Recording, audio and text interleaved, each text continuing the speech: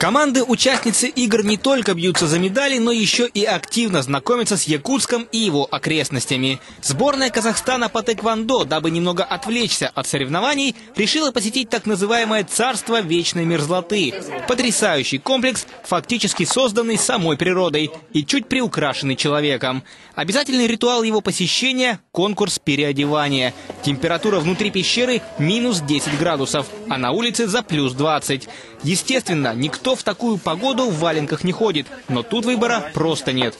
Не жалуются, что холодно? Жалуются, но все терпят, потому что очень интересно и красиво.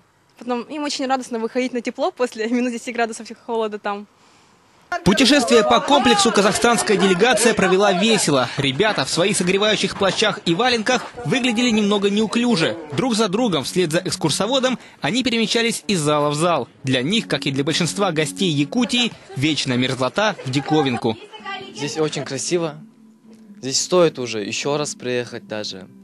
Здесь надо детям показывать, всем, кто не видел, надо звать их сюда, чтобы пригласительные какие-нибудь. Да. Здесь очень красиво. Это вообще супер. Такого вообще нигде нету, наверное. Это единственное место, где можно увидеть настоящую зиму. И такой прелести вообще по всему миру нигде нету, наверное. Якутия, к слову, известна не только вечной мерзлотой, но и народными обрядами. Нашей съемочной группе повезло. Мы стали свидетелями алгыза, обряда очищения и благословления.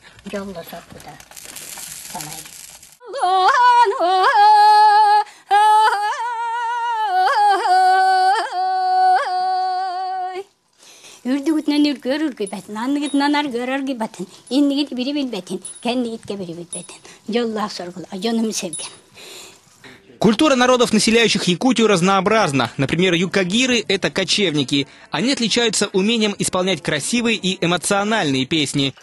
Hey,